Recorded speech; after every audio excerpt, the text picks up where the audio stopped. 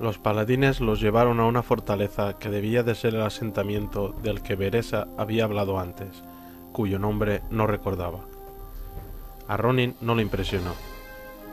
Sus altas murallas de piedra rodeaban unos edificios funcionales y desprovistos de adornos, donde aquellos devotos caballeros, sus escuderos y un reducido grupo de personas intentaba vivir con relativa frugalidad.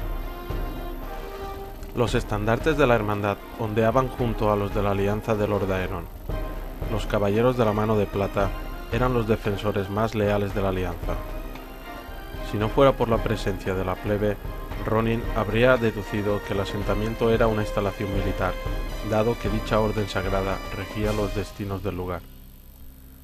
Los paladines habían tratado a la elfa con cortesía, y algunos de los caballeros más jóvenes incluso con cariño cada vez que Beresa decidía hablar con ellos.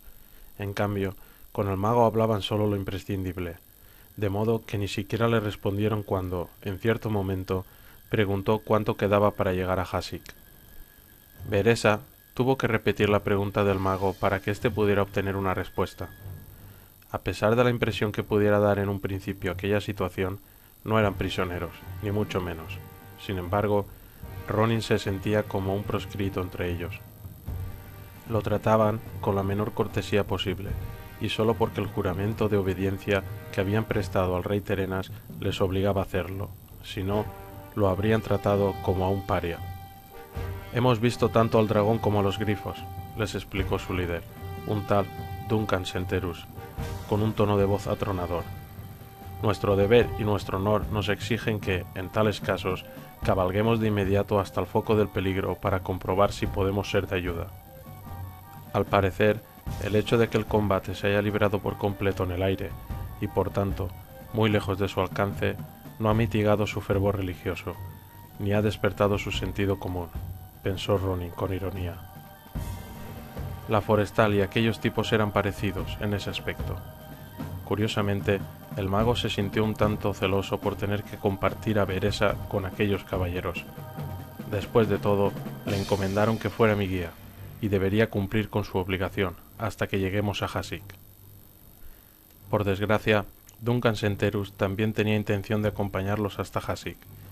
Mientras desmontaban, el fornido y anciano caballero le ofreció a la elfa el brazo para ayudarla a bajar de su caballo, y le dijo: «Claro que si no os escoltáramos y os guiáramos por la ruta más segura y rápida que lleva hasta el puerto, cometeríamos una grave imprudencia. Sé que esa es precisamente la tarea que se te ha encomendado, mi señora, pero es obvio que un ser supremo ha decidido que tu sendero te lleve hasta nosotros. Conocemos muy bien el camino que lleva a Hasik. Por eso mismo, un reducido grupo de hombres, liderado por mí, viajará con vosotros hasta allí mañana por la mañana». La propuesta pareció agradar a la forestal, pero no así a Ronin. Todos los moradores de la fortaleza lo miraban como si se hubiera transformado repentinamente en un goblin o en un orco. Como ya había tenido que soportar el desdén de sus colegas hechiceros, consideraba que no tenía por qué aguantar el desprecio de aquellos paladines. «Sois muy amables», les espetó Ronin a sus espaldas, «pero Beresa es una forestal muy hábil. Llegaremos a Hasik a tiempo». Las fosas nasales de Senterus se hincharon como si acabara de oler algo ponzoñoso. Entonces, el vetusto paladín le dijo a la elfa, sin perder en ningún momento la sonrisa: «Permíteme que te escolte hasta tus aposentos». A continuación, lanzó una mirada a uno de sus subordinados y vociferó: «Merrick, busca un sitio donde pueda alojarse ese mago». «Por aquí», masculló un joven caballero gigantesco y fornido, con un poblado bigote. Aquel joven parecía dispuesto a llevarse a Ronin del brazo, aunque eso supusiera romperle una extremidad si fuera necesario. Si bien el mago podría haberle demostrado que hacer eso era una gran necedad, por el bien de la misión y con el fin de preservar la paz entre las diversas facciones de la alianza, dio un paso adelante con rapidez, se colocó junto a su guía y no abrió la boca en lo que duró el trayecto. Esperaba que lo relegarían al rincón más gélido y nauseabundo de ese lugar, en donde le dejarían pasar la noche, pero en vez de eso, Ronin se encontró en una habitación que no era mucho más austera que las de aquellos sobrios guerreros. Estaba seca y limpia, y las paredes eran de piedra. Lo único que no había de piedra en aquellos muros era la puerta, de madera. En verdad, ese cuarto estaba mucho mejor que algunos sitios donde el mago había tenido que alojarse en el pasado. Una cama de madera muy pulcra y bien hecha y una mesilla eran los únicos muebles de aquella estancia. Un candil bastante usado parecía ser la única fuente de luz, puesto que ahí dentro no se divisaba ninguna ventana, ni siquiera una diminuta. Ronin pensó que debería pedirles una habitación con una ventana al menos, pero sospechaba que aquellos caballeros no tenían nada mejor que ofrecerle. Además, así evitaría sus miradas curiosas. «Esto es más que suficiente», dijo al fin. No obstante, el joven guerrero que había llevado a Ronin hasta allí ya se estaba marchando y cerró la puerta tras él. El mago intentó recordar si la puerta tenía por fuera un cerrojo u otro tipo de cierre, si bien estaba seguro de que los paladines no habrían tomado unas medidas externas. Aunque para ellos el alma de Ronin estuviera condenada, seguía siendo uno de sus aliados. Se sintió ligeramente animado al pensar que aquella verdad le resultaba muy incómoda a los paladines. Siempre había considerado a los caballeros de la mano de plata un atajo de santurrones beatos. Sus reticentes anfitriones lo dejaron en paz hasta la cena. Una vez sentado a la mesa, vio que estaba muy lejos de Beresa, quien parecía gozar en todo momento de la atención del comandante, lo quisiera o no. Nadie, salvo la elfa, cruzó más de un par de palabras con el mago durante la cena, y Ronin se habría levantado enseguida de la mesa tras terminar de comer, si no fuera porque el tema de los dragones salió a colación gracias a Senterus, cómo no. Los vuelos de dragones han sido más frecuentes las últimas semanas, les informó el caballero barbudo. Más frecuentes y más desesperados. Los orcos saben que les queda poco tiempo, de modo que pretenden desatar el caos antes de que llegue el día de su juicio final. A continuación, dio un sorbo a su copa de vino y añadió: Hace solo 3 días, 2 dragones prendieron fuego al asentamiento de Huron.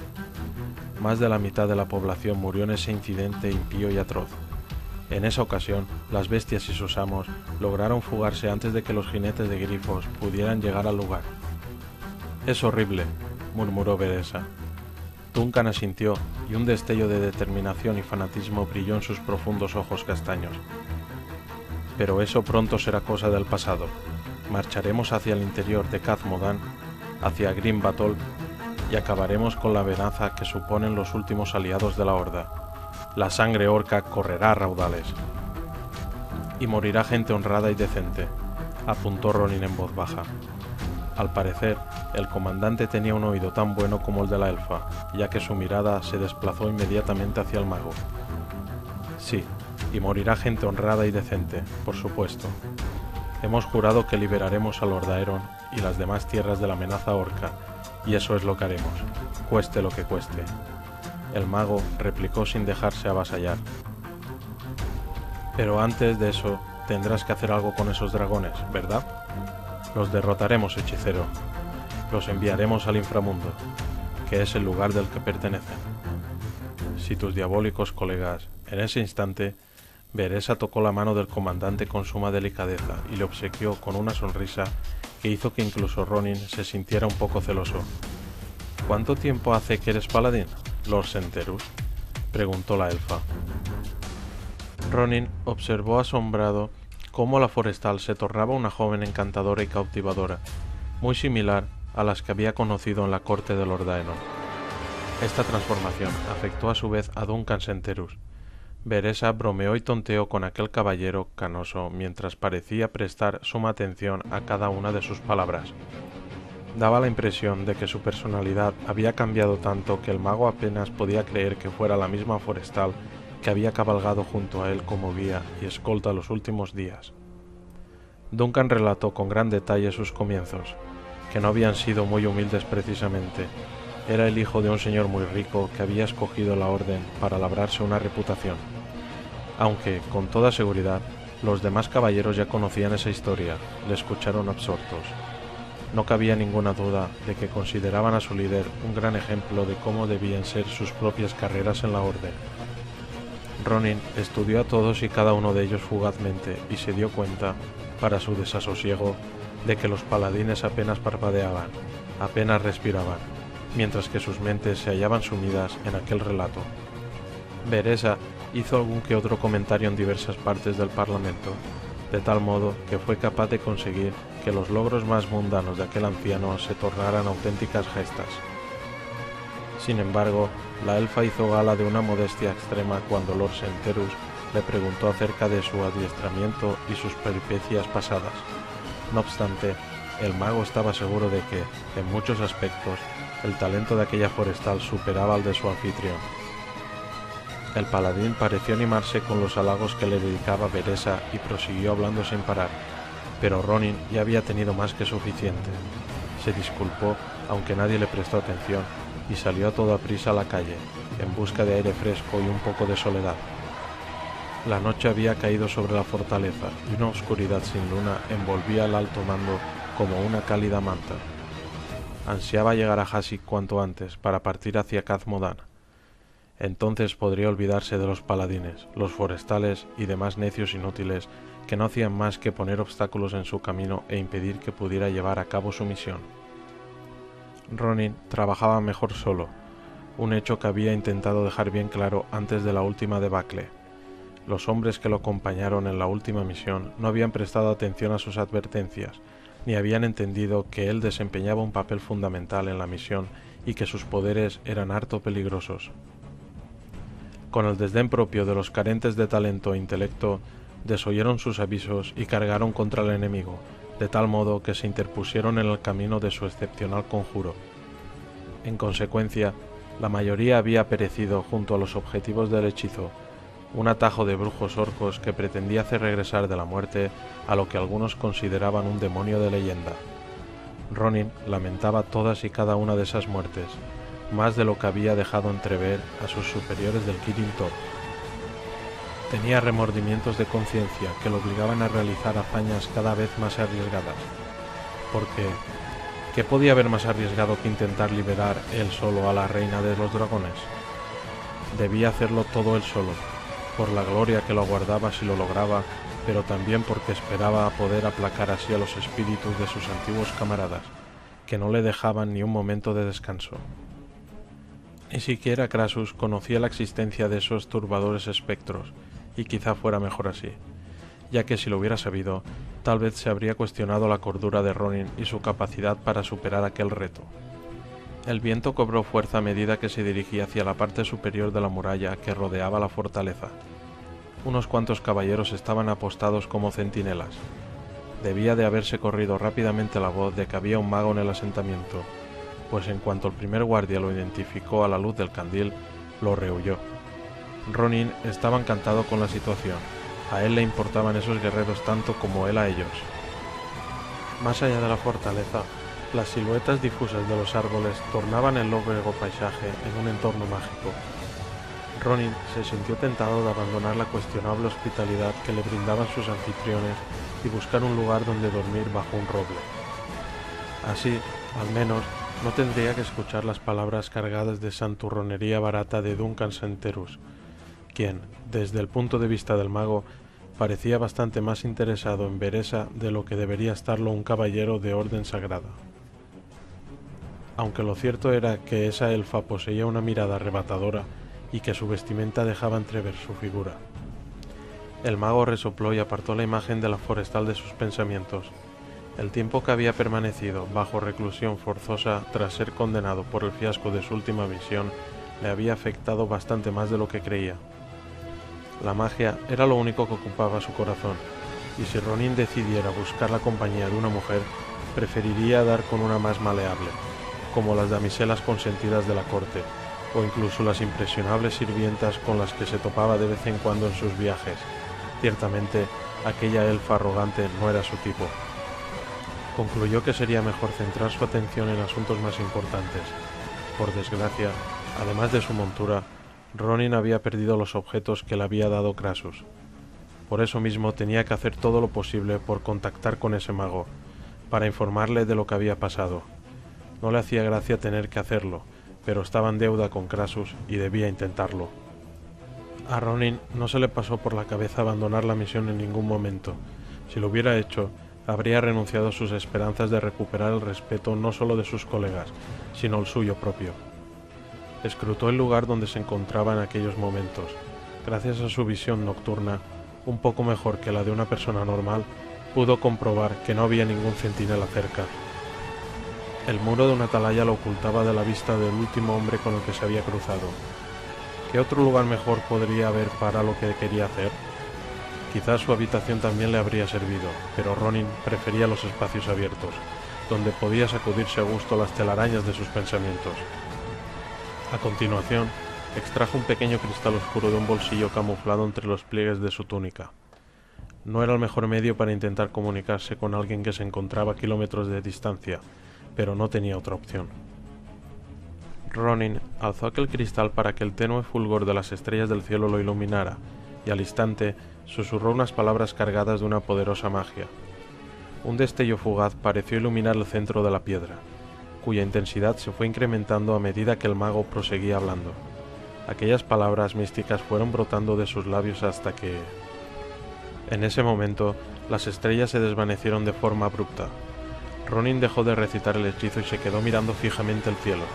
No, las estrellas en las que había clavado la vista no se habían esfumado, podía verlas. Aún así, por un breve instante, lo que dura un parpadeo, el mago hubiera jurado que... La imaginación y el cansancio le habían jugado una mala pasada. Con todas las tribulaciones y penalidades que había vivido ese día, Ronin debería haberse ido a la cama justo después de cenar, pero se había empeñado en intentar ese conjuro antes de acostarse. Cuanto antes acabara mejor. Quería despertarse al día siguiente con todas sus fuerzas recuperadas, porque estaba seguro de que Lord Senterus impondría un ritmo muy duro de viaje. Una vez más, Ronin alzó el cristal y, una vez más, susurró aquellas palabras cargadas de poderosa magia. Esta vez, ninguna alucinación iba a... ¿Qué haces aquí, hechicero?, preguntó alguien con una voz muy grave. Ronin soltó un juramento, furioso por esta segunda interrupción. Se giró hacia el caballero que se había topado con él y le espetó. Nada que a ti te... Una explosión hizo que el muro temblara. El cristal se cayó de la mano de Ronin. No le dio tiempo a cogerlo porque estaba más preocupado por evitar caer al vacío hacia una muerte segura. El centinela no tuvo tanta suerte. En cuanto la muralla tembló, cayó hacia atrás y fue a estrellarse primero contra las almenas y a continuación prosiguió su caída. Su grito estremeció a Ronin hasta su abrupto final. La explosión se desvaneció, pero no así los daños que había provocado. En cuanto el desesperado mago consiguió recuperar el equilibrio, un trozo de muralla se derrumbó hacia la parte interior de la fortaleza. Ronin saltó hacia la atalaya, pues creía que sería más segura. Aterrizó cerca del umbral, y justo cuando acababa de entrar en la atalaya, ésta se balanceó peligrosamente. Ronin intentó salir, pero la puerta se derrumbó, y lo atrapó dentro. Intentó lanzar un conjuro, pese a que estaba seguro de que ya era tarde. El techo se le cayó encima, y en su lugar apareció algo muy similar a una mano gigantesca que agarró al mago con tal fuerza que perdió completamente el aliento y la consciencia. Necros, trituracráneos, cavilaba acerca del destino que una tirada de huesos le había mostrado hace mucho tiempo. El orco grisáceo se sobaba un colmillo mientras estudiaba atentamente el disco dorado que tenía en la palma de la otra mano, y se preguntaba cómo a alguien que había ostentado un gran poder se le había impuesto como castigo hacer de niñera y carcelero de una hembra cuyo único propósito en la vida era procrear y procrear. Claro que el hecho de que ella fuera la más grande de los dragones tenía algo que ver con que le hubieran asignado a él dicha tarea, eso y que, al tener una sola pierna en buen estado, Necros no podría aspirar a ocupar el puesto de cabecilla del clan. El disco dorado parecía burlarse de él. Aunque siempre le había dado la impresión de que se reía de él, el orco tullido no se había planteado la posibilidad de deshacerse del disco. Gracias a él, había alcanzado una posición que le seguía procurando el respeto de sus compañeros guerreros. Pese a que había perdido el respeto por sí mismo el día en que un caballero humano le cercenó la parte inferior de la pierna izquierda, Necros había matado a aquel humano, pero después fue incapaz de actuar de manera honorable y suicidarse. En vez de eso, había dejado que otros orcos se lo llevaran a rastras de aquel campo, le cauterizaran la herida y fabricaran el soporte que Necros iba a necesitar para volver a caminar con su apéndice mutilado. Sus ojos se deslizaron fugazmente hacia lo que quedaba de rodilla y a la estaca de madera que le habían añadido de rodilla para abajo. Ya no podía participar en más combates gloriosos, ni dejar un legado de sangre y muerte. Otros guerreros se habían suicidado tras sufrir heridas menos graves que las suyas, pero Necros fue incapaz de quitarse la vida.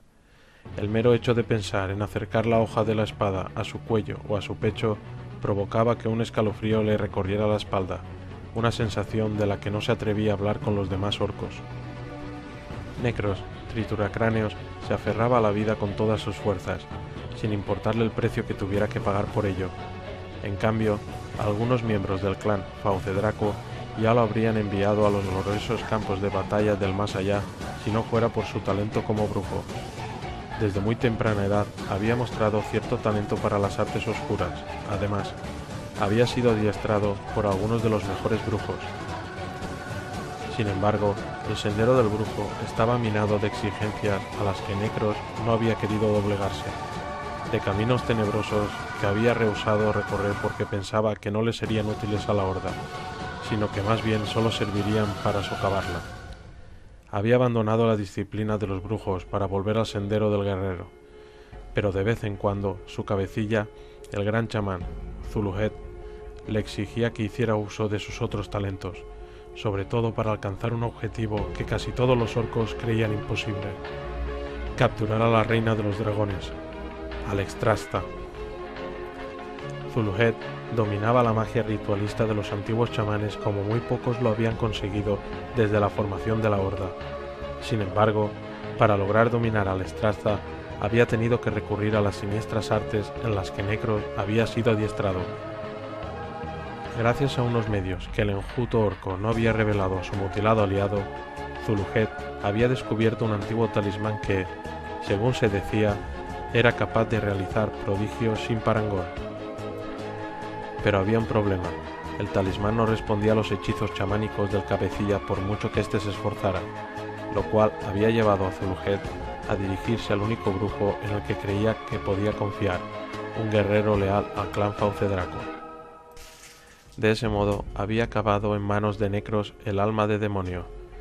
Así había llamado Zuluhet a aquel disco dorado sin ningún rasgo distintivo, aunque al principio su aliado no sabía por qué. Necros no dejaba de darle vueltas una y otra vez, maravillado de su aspecto impresionante a la par que sencillo. Estaba hecho de oro puro, sí, y tenía la forma de una enorme moneda con los cantos redondeados. Brillaba siempre, por muy tenue que fuera la luz que iluminara el lugar, y no había nada capaz de empañar su apariencia. El aceite, el barro, la sangre, todo le resbalaba. Esta magia es mucho más antigua que la de los chamanes o los brujos, Necros, le había explicado Zuluhet. Yo soy incapaz de hacer nada con este objeto, pero quizás tú sí puedas. A pesar de que había sido adiestrado en las artes oscuras, el orco lisiado dudó sobre si él, que había renunciado a dichas artes, sería capaz de hacerlo mejor que su legendario cabecilla. Aún así, había aceptado el talismán e intentado averiguar cómo se utilizaba y con qué propósito fue creado. 2 días después, gracias a su impecable y fructífera labor y a la firme guía de Zuluhet, lograron lo que todos creían imposible: capturar a la reina de los dragones. Necros gruñó y se puso en pie lentamente. Le dolía la pierna en el punto donde la rodilla se juntaba con la estaca, un dolor que se veía intensificado por culpa del peso y la corpulencia del orco. Necros no se hacía ilusiones, sabía que nunca llegaría a ser el líder de los orcos, si apenas podía recorrer aquellas cuevas de lo lisiado que estaba. Había llegado el momento de visitar a su Alteza Real, de cerciorarse de que era consciente de que tenía que poner huevos con cierta cadencia. Zuluhet y un puñado de líderes de clanes que pululaban libres por ahí todavía soñaban con revitalizar la Horda, con sublevar a aquellos a los que había abandonado el pusilánime de Martillo Maldito para provocar una revuelta. Necros albergaba serias dudas de que ese sueño pudiera hacerse realidad, pero como era un orco leal, debía obedecer las órdenes de su cabecilla al pie de la letra. El orco avanzó lenta y ruidosamente por los fríos y húmedos pasillos de las cavernas. Aferraba con fuerza en una mano el alma de demonio. El clan Faucedraco había hecho un gran esfuerzo para extender la red de pasadizos que recorría aquellas montañas. Se trataba de un complejo entramado de pasillos que facilitaba a los orcos la gravosa tarea de tener que criar y adiestrar a los dragones por la gloria de la Horda. Como estos ocupaban mucho espacio, necesitaban diversas instalaciones independientes, que debían ser excavadas en la roca, para poder albergar a esos colosos. Claro que, hoy día, había menos dragones que antes, como lo repetían Zuluhet y los demás constantemente a Necros. Necesitaban dragones si querían que su desesperada campaña para resucitar la Horda tuviera éxito. Pero, ¿cómo voy a lograr que engendren dragones más rápido?, rezongó Necros para sí mismo. En ese instante, un par de jóvenes guerreros bastante enormes pasó junto a él. Medían casi 2 metros de altura y eran casi tan anchos como 2 humanos juntos. Los combatientes de grandes colmillos inclinaron levemente la cabeza al reconocer el rango de aquel tullido. Unas colosales hachas de batalla pendían de unas correas que portaban a sus espaldas. Ambos eran jinetes de dragones y eran nuevos en esas lides. Los jinetes tenían una tasa de mortalidad alta, el doble que la de sus monturas. Normalmente, perecían al caer al vacío tras ser descabalgados de sus dragones. Había momentos en los que Necros se preguntaba si el clan se quedaría sin jinetes antes que sin dragones, aunque nunca había hablado del tema con Zuluhet. El anciano orco seguía avanzando al ritmo que le permitía su cojera, cuando escuchó de pronto unos ruidos que indicaban que se encontraba cerca de la reina de los dragones. Percibió una respiración fatigada que reverberaba por el área circundante como si el vapor que brotaba de una sima hubiera ascendido hasta aquella cueva. Necros sabía perfectamente qué significaba esa respiración agitada. Había llegado justo a tiempo. No había ningún guardia apostado en la entrada tallada en la roca de la gran cámara donde estaba encerrado el Leviatán. Necros se detuvo ante la entrada. Si bien era cierto que en el pasado había habido intentos de liberar o matar a la colosal dragona roja, todos se habían saldado con la espantosa muerte de los rescatadores. La bestia cautiva no los había matado, claro está, ya que ella habría recibido con sumo alivio a los asesinos que querían aniquilarla, sino el talismán de Necros, que había demostrado poseer unos poderes insospechados. El orco entornó los ojos ante el que parecía un mero pasillo despejado. «Ven». Al instante, el aire de la entrada estalló en llamas. Unas diminutas bolas de fuego cobraron forma, y de inmediato se fusionaron. Acto seguido, una silueta humanoide se perfiló en la entrada y enseguida la desbordó. Algo que recordaba vagamente a una calavera en llamas ocupaba el lugar donde debería haber estado la cabeza. Una armadura hecha de huesos ardientes se adaptó al cuerpo de un guerrero monstruoso que hacía parecer enanos por comparación a aquellos orcos enormes. Pese a que Necros no sentía el calor de las llamas infernales, era consciente de que si aquella criatura le tocaba aunque solo fuera fugazmente, le infligiría un dolor que ni siquiera él, un guerrero curtido en 1000 batallas, podría imaginar. Corría el rumor entre los orcos de que Necros Trituracráneos había invocado a uno de los demonios de las leyendas. Si bien este no había hecho nada para desmentir dicho rumor, Zuluhet sabía que eso no era cierto. La monstruosa criatura que protegía a la dragona no poseía una conciencia independiente. Lo cierto era que al intentar dominar los poderes de aquella misteriosa reliquia, Necros había liberado algo totalmente inesperado. Zuluhet lo consideraba un golem de fuego que tal vez poseyera la esencia de un poder demoníaco, pero que con toda seguridad no era uno de esos seres míticos. Fueran cuales fuesen sus orígenes o los fines a los que había servido en el pasado, ahora el golem desempeñaba a la perfección el papel de centinela. Incluso los guerreros más fieros procuraban no cruzarse con él. Necros era el único capaz de impartirle órdenes. Zuluhet había intentado dominarlo, pero le resultó imposible. La reliquia de la que había emergido el golem parecía ligada de algún modo al orco cojo. «Voy a entrar», le advirtió a la criatura flamígera. El golem se tensó y acto seguido se hizo añicos, produciendo una lluvia de chispas que se apagaron enseguida. A pesar de que había sido testigo repetidas veces de esa forma tan peculiar que el golem tenía de desaparecer, Necros retrocedió, y no se atrevió a dar un paso hasta que la última chispa se desvaneció.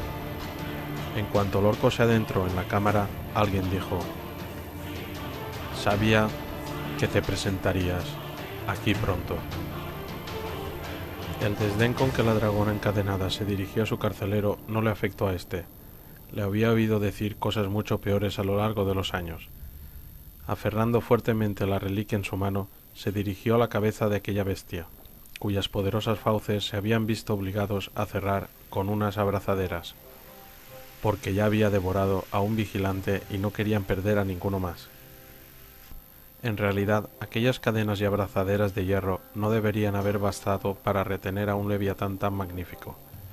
Si podían tenerlo era gracias a que el poder del disco las había reforzado. Por mucho que se resistiera y se esforzara, Alexstrasza jamás sería capaz de librarse, lo cual no quiere decir que renunciara a intentarlo.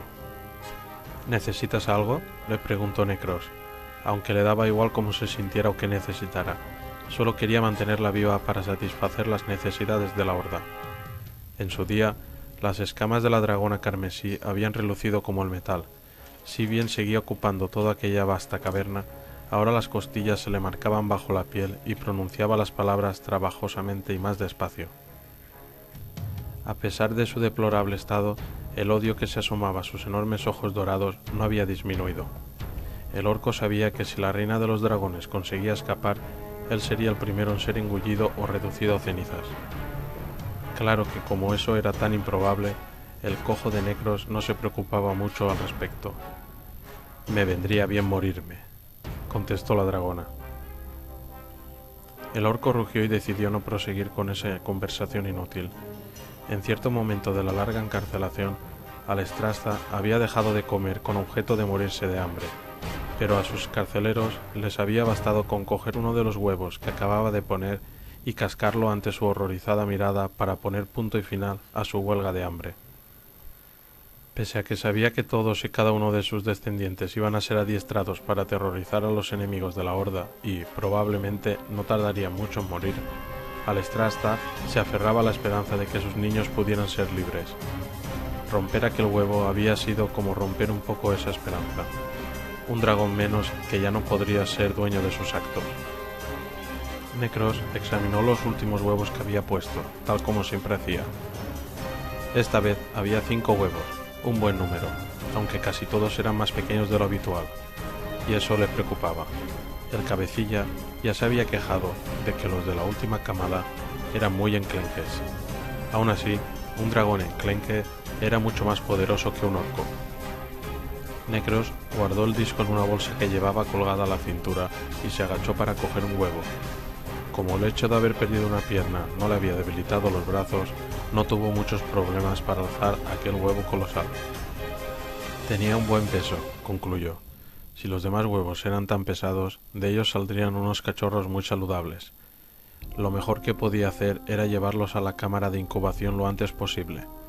El calor volcánico de dicha estancia los mantendría a la temperatura ideal para que maduraran y eclosionaran. Mientras Necros dejaba el huevo en su sitio, la dragona masculló. «Todo esto es inútil, mortal. Tu patética guerra ya ha llegado a su fin». «Quizás tengas razón», rezongó sorprendiendo a su interlocutora con su franqueza.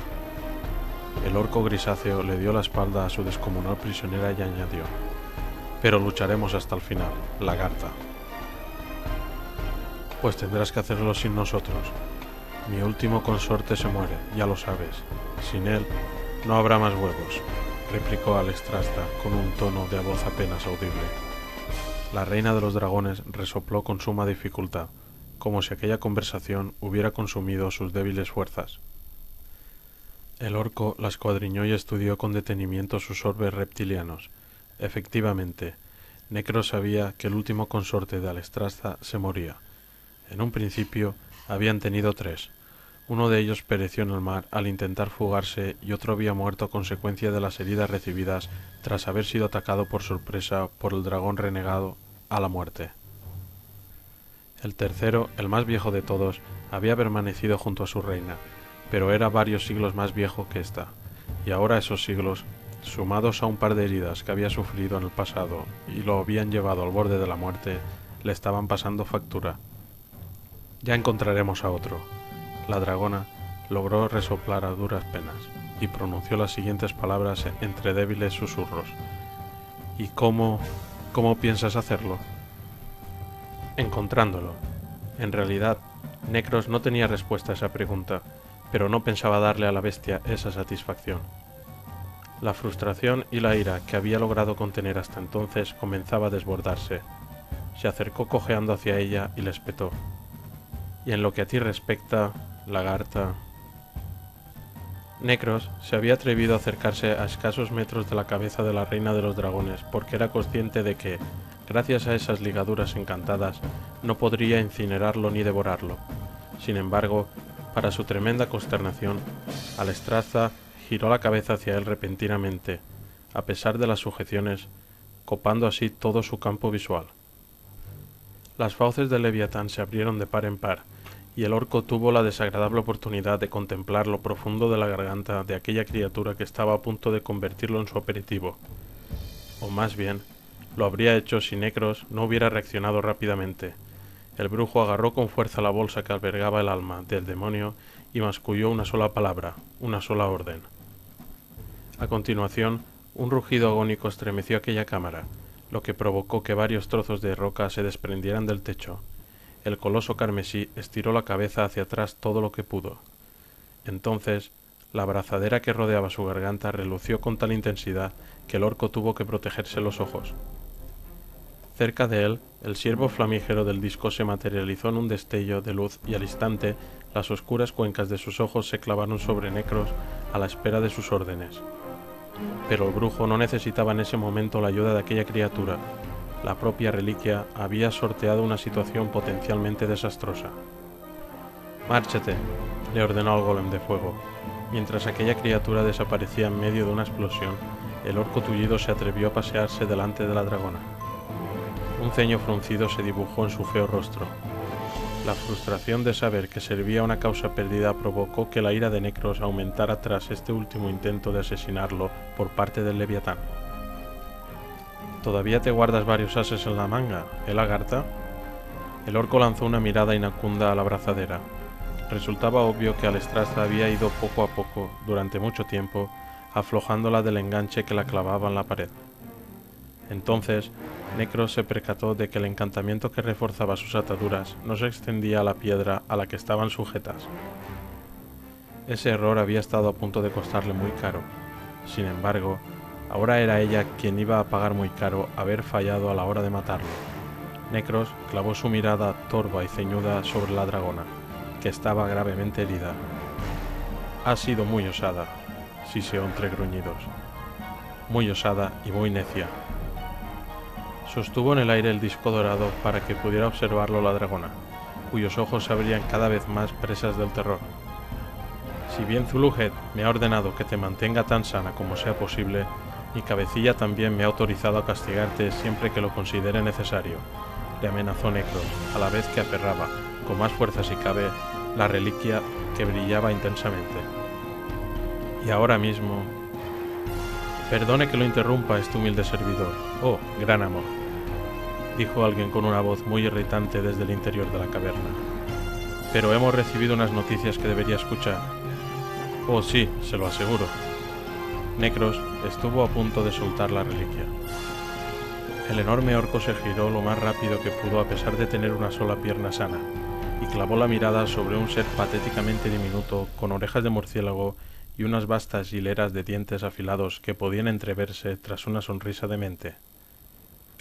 El brujo no sabía qué le preocupaba más, aquella criatura en sí, o el hecho de que un goblin se hubiera infiltrado en la caverna de la dragona sin que el golem lo hubiera detenido. «Tú, ¿cómo has entrado aquí?» El orco se agachó y agarró a aquel diminuto ser por el cuello y lo levantó del suelo. Ya había olvidado su intención de castigar a la dragona. «¿Cómo?», porfió el orco. Pese a que pronunció mal las palabras debido a que se estaba ahogando, aquella criatura nauseabunda no dejó de sonreír. He entrado sin más, poderoso amo. He entrado y ya está». Necros meditó un momento sobre ello. El goblin debía de haber entrado cuando el golem de fuego había acudido en ayuda de su amo. Los goblins eran unos seres ateros y taimados, capaces de colarse en lugares que se consideraban inexpugnables. Pero ni siquiera un enemigo tan taimado podría haber entrado en aquella cámara si no fuera porque su centinela flamígero se había distraído. El brujo soltó a la pequeña bestia que cayó al suelo. ¿Y bien? ¿Por qué estás aquí? ¿Qué noticias me traes? El goblin se frotó la garganta. Unas muy importantes, importantísimas, se lo aseguro, respondió el goblin, cuya sonrisa repleta de dientes se ensanchó. ¿Acaso lo he decepcionado alguna vez, mi prodigioso amo? A pesar de que Necros estaba convencido de que los goblins tenían menos sentido del honor que un gusano, tuvo que admitir que ese en concreto nunca le había fallado. Cuando menos, eran unos aliados cuestionables, pues casi siempre jugaban sus cartas. Aún así, siempre habían cumplido las misiones que les había encomendado Martillo Maldito y el Gran Puño Negro antes que él. Habla entonces, y sé breve. Aquel malévolo diablillo asintió repetidas veces. Sí, Necros, sí. He venido a informarle de que se está urdiendo un plan. Bueno, en realidad, más de uno, para liberar a... En ese momento, titubeó y acto seguido ladeó la cabeza en dirección a la exhausta Alexstrasza y añadió: o sea, quieren frustrar los sueños del clan Faucedraco. Una sensación muy desagradable recorrió la columna vertebral del orco. ¿Qué insinúas? Una vez más, el goblin ladeó la cabeza hacia la dragona. Quizá deberíamos hablar en otro lado, mi gran amo. La criatura tenía todo el derecho del mundo a formular esa petición. Necros miró a su cautiva, que parecía inconsciente a causa del dolor y el agotamiento. Aún así, de momento, convenía extremar las precauciones con ella. Además, si aquel espía le traía las noticias que el brujo orco se imaginaba, prefería que la reina de los dragones no escuchara los detalles. Muy bien, rezongó. Necros fue cojeando hasta la entrada de la caverna, mientras cavilaba sobre las noticias que probablemente aquella criatura le iba a notificar. El goblin iba dando saltos junto a él, con una sonrisa de oreja a oreja. El orco sintió la tentación de borrarle su irritante sonrisa de la cara, pero se contuvo porque le necesitaba. Pero en cuanto le diera la menor excusa... Más te vale que sea una información valiosa, Krill. Tú ya me entiendes. Krill asintió mientras apretaba el paso para ir a la par que su amo. Su cabeza se movía de arriba abajo, como la de un muñeco roto. Confía en mí, amo Necros. Confía en mí.